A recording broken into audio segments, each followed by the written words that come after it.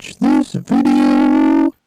Hello, and regular viewers to my channel may wonder why I'm not TARDIS building in this video. Well, it's very wet and very windy today. It will be highly impractical. But instead I'm keeping my brain distracted by making a video instead about ring modulation, otherwise known as how do you do this fella's voice. Now, a lot of you may be familiar with the fact that there are apps out there these days and you can talk into your phone and muck around with ring modulation.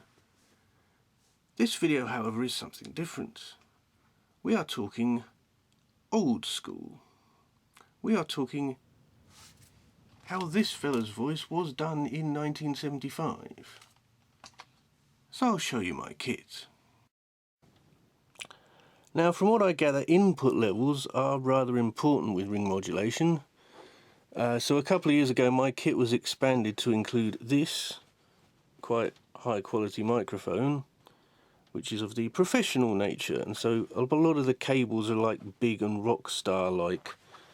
So that feeds into this cable here, which is, as far as my memory will serve, called an AKG interface. And as we're trying to increase output levels, we come to our friend here, which is quite small but quite hefty and relatively basic but very powerful preamplifier there. So it's got a little main supply there. We then take the output of him and feed it into another beefy rock group lead, which gives us a 6.3mm output. Then we get the real fun. So we come to our friend here. Lovely piece of sort of 1950s, 1960s technology, but surprisingly still made to this day because there's actually demand for it.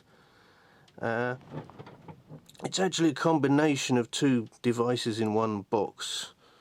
We're concentrating on the stuff on the right hand side here to do with ring modulation.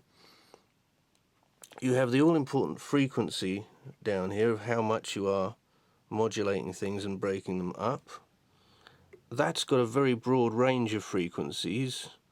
We're concentrating on these lower numbers. There's a couple of things to do with the way it applies the transformation of sound. There is mix, which is how much of the alteration of the sound you want to use. There was also drive. If you turn drive right down, you're basically turning the effect off, and if you turn it up, it kicks in more, because there isn't a sort of on-off on this. It's all driven by how much drive it has. That itself has a power supply. And then this morning I had a slight genius moment, because I thought, what have I been outputting into recently? Well, I had been using my hi-fi amplifier, which I won't bother showing in this video because I'm not using it. And then I realised this Bluetooth speaker that I bought a few months back does have a rather useful analog input round the back. So experimentally I'm going to try that with an analog input, which will be through this lead that originally came with a pair of headphones. Now the next part of the video will be after I've set all of this up, which will take some minutes to do, so I'm trying to keep the video as short as possible by just explaining the setup and then showing you it once it's actually set up. So here it is all set up, which didn't take too long to do, but it is quite fiddly because you have to remember what signal's going where and everything. And as I said before, the microphone, which is our input, I have that in my hand here. I've got it all sort of semi-powered down at the moment, so you won't actually hear it in use. So that the sheer practicalities of what I just explained are this. There's your lead from the microphone. It then goes into there, which is now all powered up and has a lovely little signal light that if I turn it round, when I do have stuff powered up, you'll see the signal light in action. That then comes out one of these beefy professional audio outputs and goes into the input line of this ring modulator, which, because it's analog technology, and anyone watching this that knows the vagaries of vinyl will know the both ups and downs of analog technology, it's incredibly adjustable. So if I power up the mic now, initially I've got it turned to mix full down, so you won't actually hear the ring modulator itself, you'll just hear the effect of the preamp, and as I say, it is quite powerful.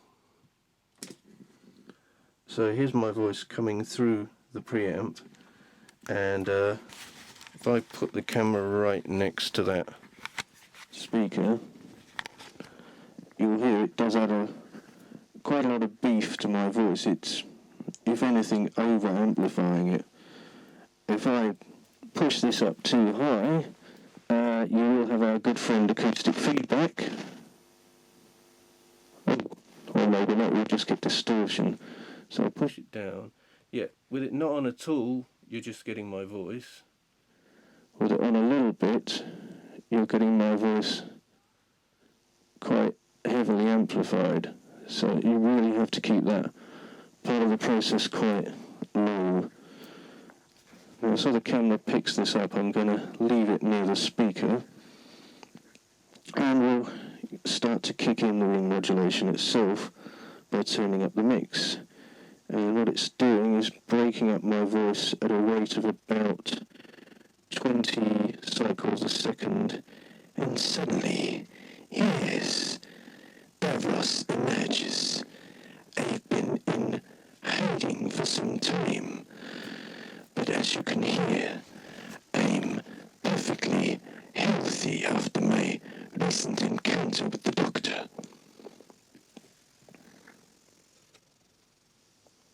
So if we turn that off again, it's just my voice amplified.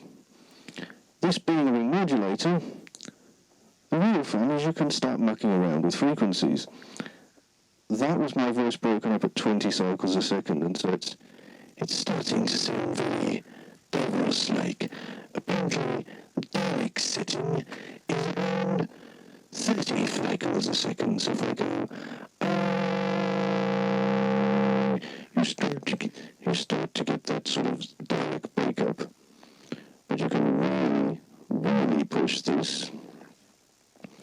You can go 80 cycles a second, which is up here somewhere, and the distortion is quite loud, and you start to sound a bit sort of Cyberman-like. And what we can really do also is you can put this thing into, if we drag it back down to about 20, you can change it to high frequency mode.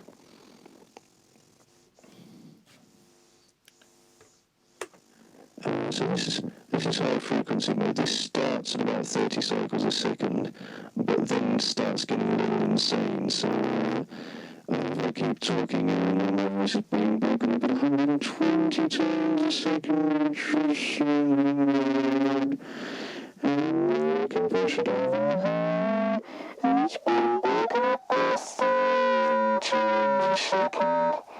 And you can push it over here. It's got to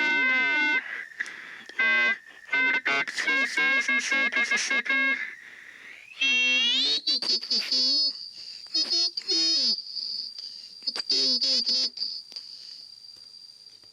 And I have to turn off ring modulation for even to explain that setting. It's being broken up at 4,000 cycles a second, which does somewhat do your head in. If we start putting this back to where it was, I always keep it at around 20. And if we start to bring it back into the mix, yes, slowly, you can hear Davros emerging. I would do it. Yes, I would do it indeed. So I'll just end this video by showing you all the lovely lights in action. There's a level light here. When I stop talking, as you can see the level light is green, so getting sort of no input. As I start to bring the mic in, the level light hits amber, so it's at a sort of mid-level, and then finally it's at red, maybe even emergency levels. Yes. So there you are. Oh, so there you are. Ring modulation. I hope you enjoyed.